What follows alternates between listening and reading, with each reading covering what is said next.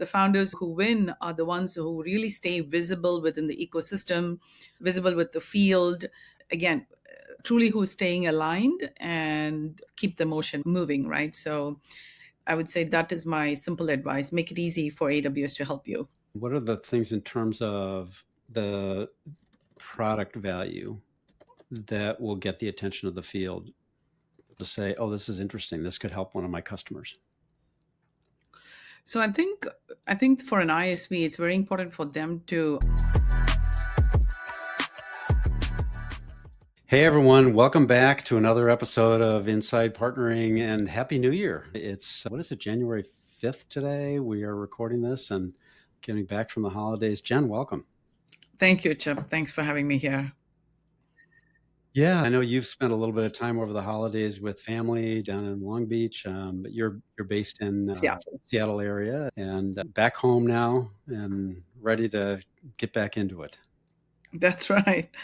So Jen, I'm really excited to have Jen on the podcast today. Jen is a little bit of, just by way of introduction to Jen Dawson, 5 years with Microsoft and then 5 years again also with AWS. You made a big impact at AWS, helping ISVs really get up to speed and getting listed on. You were running workshops with ISVs on how do you do this thing? How do you work with AWS? How do you get your listing up and running? How do you co-sell? How do you build all the infrastructure in place? So that's really exciting for us to talk about. And then since then, you were with Freshworks for I think a year and a half, and then Postman and Core.ai. And now 2 months ago, you struck out on your own with SaaSNova. So really want to hear about that as well. Jen, welcome. Thank you, Chip. Thanks for having me here. Just a quick introduction about myself. I'm Jen, founder of SaaSNova. Today I work with a lot of SaaS companies to help them activate AWS Marketplace, build their co-sell motions, and kind of scaling their GTM into enterprise markets. As you mentioned, I worked with lots of hyperscalers, took all the experience of the past several years and supported ISVs across ecosystems. And I think that's where I met you, Chip, with Workspan, right? And then I started SaaSNova to give founders a clearer and a faster path to predictable revenue. That's the main reason why I've started SaaSNova, and it's been 2 months. It's been an exciting journey, I would say. It is exciting. Anytime you're starting out and creating something on your own, it's a little scary, but also, and I think sure. You have Yeah. a really strong network, and you've done some really good work and have a great name, certainly in the AWS ecosystem. And so I'm sure you'll do very well, Jen. Thank you. Thank you. Thank you for the confidence. Yeah. So let's start with, why did you think now was a good time to do this? What sort of motivated you to create SaaSNova? Yeah, great question. So after working with several ISVs, close to about 100 ISVs, met with a lot of their C-levels, what I kept seeing the same pattern across is the founders they all have strong products, but they don't have a very clear path to predictable GTM. So I realized that founders didn't need more theory.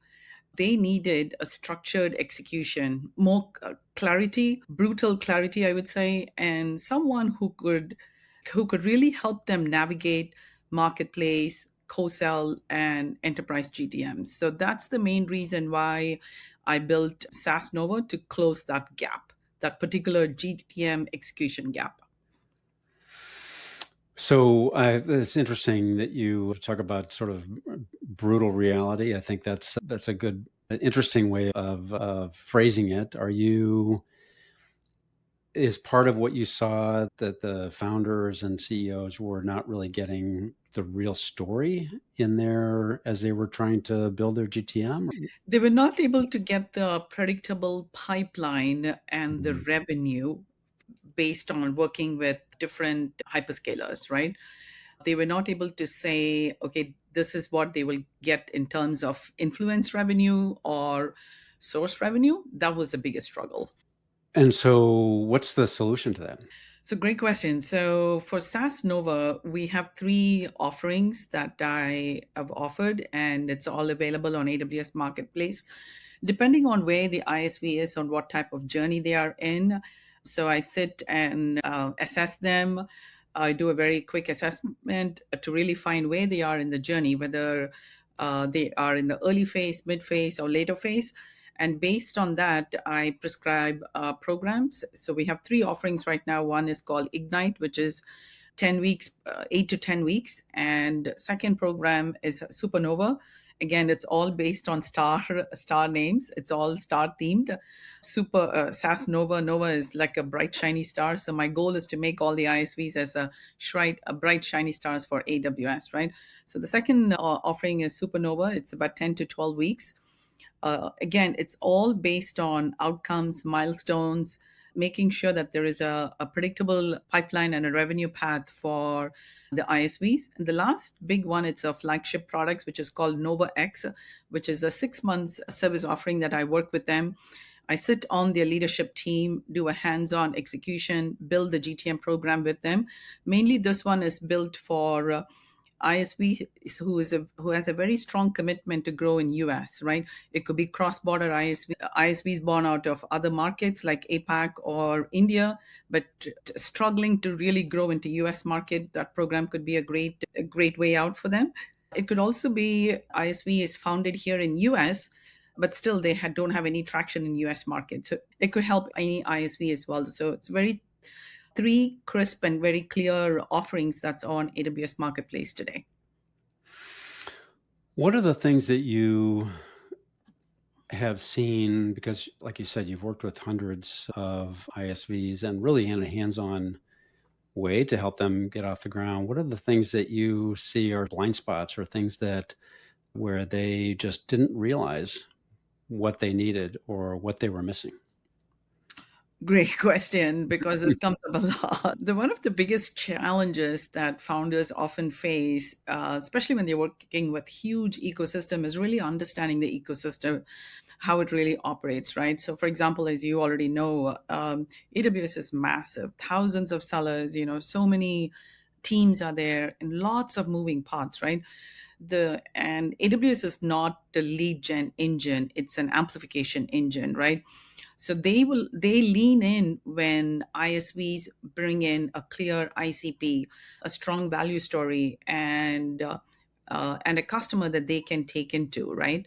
So my advice is very, very simple. To make it easier for AWS to really help you, show up with very crisp pitch, a marketplace, very simplified offer, and use case that really maps to their priorities, right? So when you do that, then AWS sellers engage very quickly, giving them their accounts. They will take you into their accounts as well.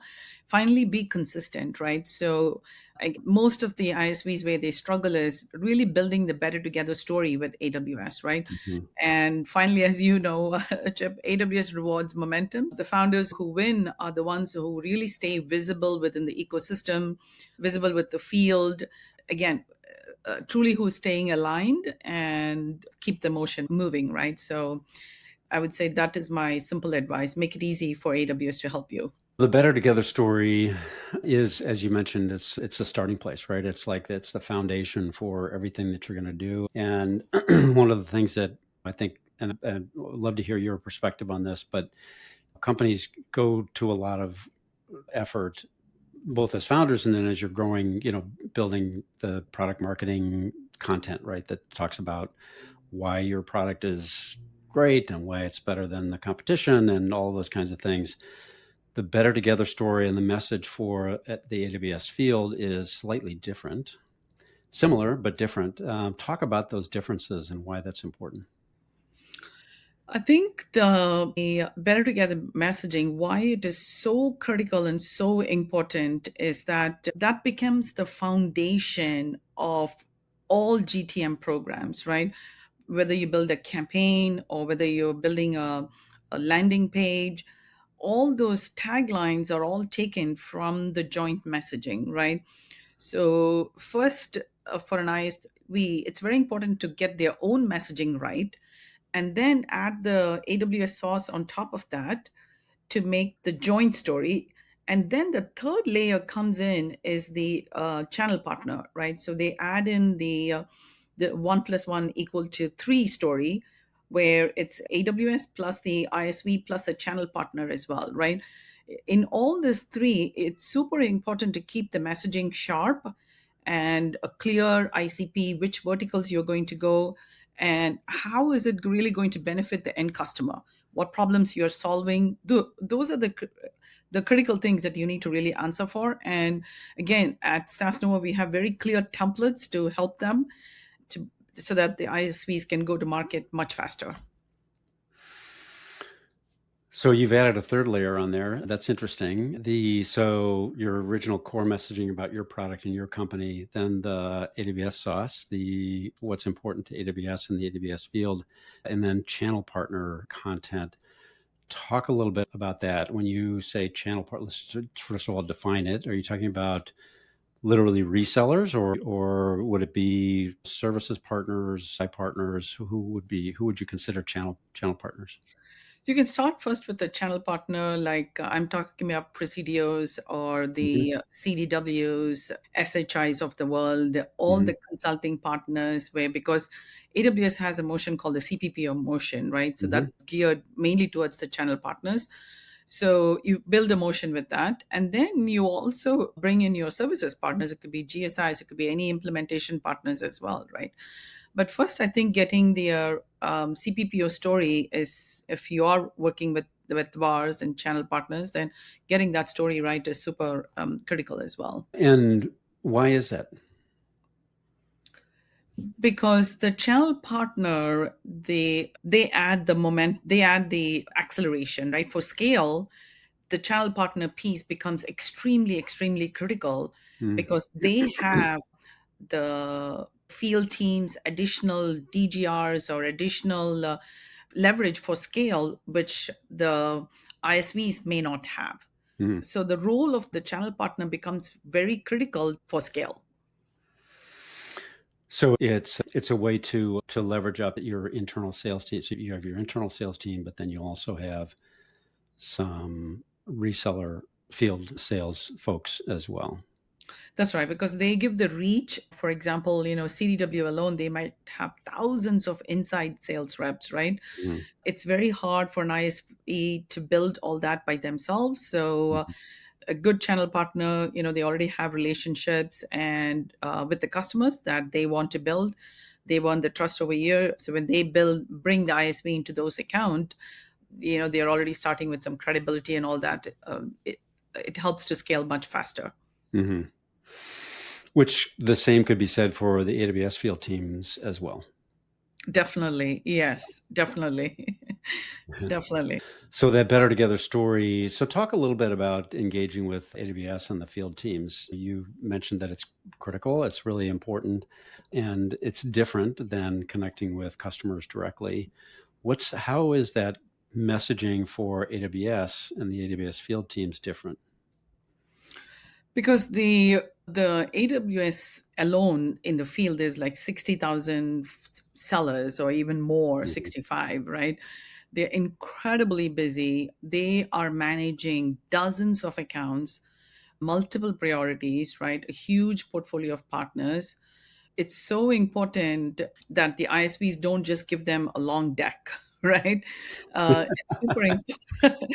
It's super important. Here are my 40 slides that describe what I do. Exactly, Please read it and exactly, let me know. exactly.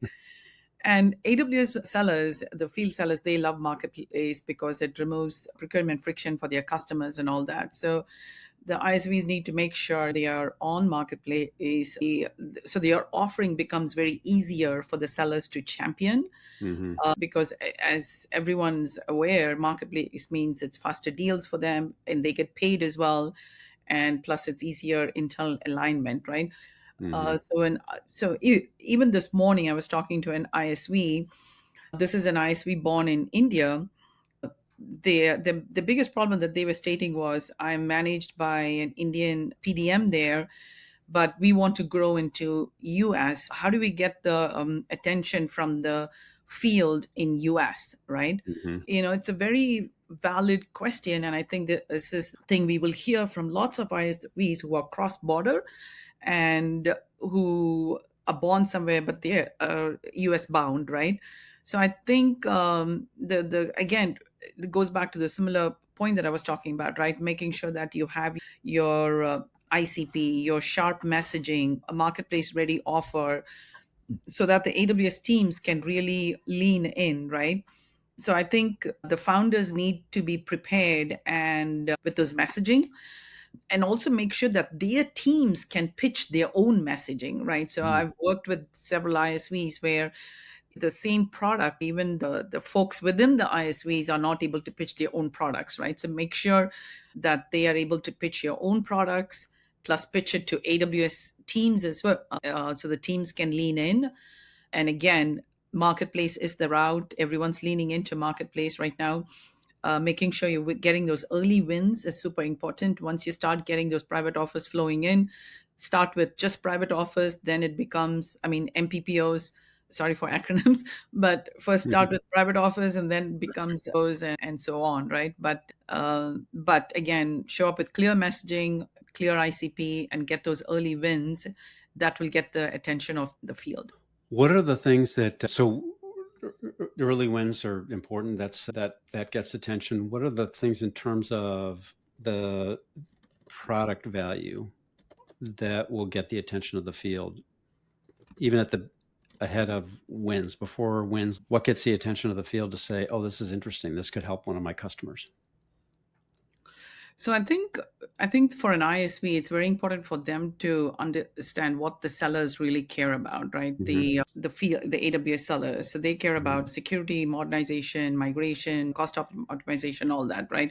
Hmm. So I think examples that'll really get their attention is ISV should be able to tell their story in terms of numbers like KPIs, or say that they will be able to reduce whatever, cloud spend, or cut deployment from X weeks to hours, or accelerate migration by X percentage, something like that. Hmm. If the ISVs are able to quantify the impact, right? AWS teams are very data driven. So that if the ISVs are able to quantify the impact, then they can sell it much faster, right? Again, going back to a question on the product, right? The product that drives AWS consumption or stickiness is huge. So if the ISV's product really increases compute, storage, or any of those things, keeps the workloads on AWS, then they become very, very strategically important. Then they will get prioritized, right? And last one, I would say, I think we spoke about marketplace already, but a frictionless path to buy, AWS sellers love it. Yeah, be transactable. Yeah, Yeah. that's right. And I think Marketplace also gives the ISV, when you talk about, let's say, an India-based or Asia-Pac-based ISV that wants to build into the US market, or vice versa, if you're trying to get into another market, then AWS has built a lot of capabilities on internationalization, localization, those kinds of things to be able to get into those markets. Absolutely. Yeah. Yeah. Yeah. How do you, all right, so you've gone through this process, you built a better together story, you're starting to engage with the field and it's starting to get some early wins that's building credibility. What are things that are important to measure both for the ISV and also what are the numbers that you want to share with AWS to say, hey, this is working? Number of private offers is super important, right? Mm.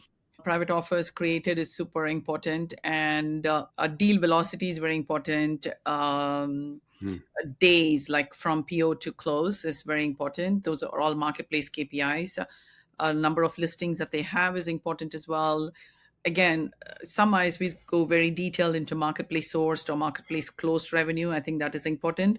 We talked about a little bit on the co-sales. So co-sell KPIs is also very important. For example, win rate on co-sell opportunities, or opportunity registered in ACE is super important for ISVs and for AWS as well. Mm. Again, ACE is their engagement portal, which Workspan helped, right? That's super important. Adoption and consumption KPIs is also very important. workloads that's migrated or modernized is super important. Mm, And I think the last one that I would add is partner program KPIs, like any number of GTM activities that's completed in terms of webinars, workshop campaigns, AP and tier progression is also very important as an ISV, because some ISVs start off as a select tier and then they move on to an advantage and so on, right? So mm, there is certain requirements that AWS has. So again, 4 KPIs, right? Marketplace KPIs, and ISVs will need to define which is important for them. Co-sell KPIs, adoption and consumption KPIs, and I mm, think the last one I would say is partner program KPIs. So I think these KPIs really tell the story, tell to AWS that this ISV is serious, they are very aligned, and the last thing I would say is very investable, if that's a mm, word. mhm. Yeah. Yeah. No, that's terrific, John. That's a roadmap right there. Just really important KPI. What are the things that ISVs should be thinking about, and how should they be focused? What are the things that translate into something valuable and meaningful for AWS and AWS field? That's right. Yeah. Terrific. Let's talk a little bit about the one of the sort of holy grails of an ISV as you progress and get stronger in your engagement with AWS is a strategic collaboration agreement, SCA. Tell us a little bit about what that is, first of all, and then what's the value of an SCA and what are the components of an SCA? It's a very big topic, I would say. I think so. Having done the strategic collaboration agreement, at least about 5 or 6 of them right now, with my time with AWS, the SCA only works when both sides, meaning AWS and ISV, they agree upon, Mm-hmm. annual revenue targets, marketplace targets, Mm-hmm. co-sell pipeline targets, and consumption or workload goals, if any, right? This is the heart of the SCA, which is, I would say, a joint business plan with numbers that truly both sides believe in. That so the SEA could be a 3 year or it could be a 5 year SEA as well. And very limited number of ISVs only have SEAs with AWS because it's not for everyone to go and sign up an SEA. Otherwise, everyone will be doing that, right? It's very strategic and because it requires certain resources for them to dedicate. And again, the SEA includes a lot of things like, joint workshop, marketing, account mapping, business reviews, and all that. Because that's where SEA really becomes a living, breathing GTM engine, right? So all ISVs who really, I mean, AWS invests truly in ISVs who can execute them. Because I have seen some ISVs where SEAs are done, but they are having trouble in executing as well. Mm, But AWS truly invests in ISVs who can execute, not just in those who really want support, right? And another key thing on the SEA is an executive alignment, right? I think that is a secret ingredient there because most successful SEAs, they all have a founder involvement. They have AWS executive sponsorships as well. It's super important. mm-hmm. We've had amazing exec sponsorships that I worked with when I was working with few ISVs. QBRs, like quarterly business reviews, becomes a must. And I think a clear escalation path, when leadership is aligned, the key thing is then the field teams, not gradually they follow as well, right? So I think that is a secret ingredient, I would say. That's the exact alignment. I think going back to your question, the holy grail of an ISV SEA is very simple: shared goals, shared execution, shared wins as well. And I think when the ISV shows up with clarity and readiness, that's when AWS will show up with scale. Mhm. Interesting. Yeah, interesting topic. Like you said, I think it's not something that you can just check a box and say, "Oh, I want a strategic collaboration agreement." There's a pathway to get there, and all of the other things that we were talking about earlier are the things that get you in a position where, okay, now let's talk about a strategic collaboration agreement because we've already built this amount of business, and let's take it farther. That's right. Yeah. Yeah. It's not for everyone. That's true. Mhm. Yeah. Interesting. Jen, this has been fantastic. I really appreciate you taking some time and sharing your experience and expertise, and it's very exciting what you're doing with SaaSNova, and I wish you all the best and the success that I'm sure you'll have. Thank you very much again, Chip, for having me here. It's been so much fun. Yeah. Thank you.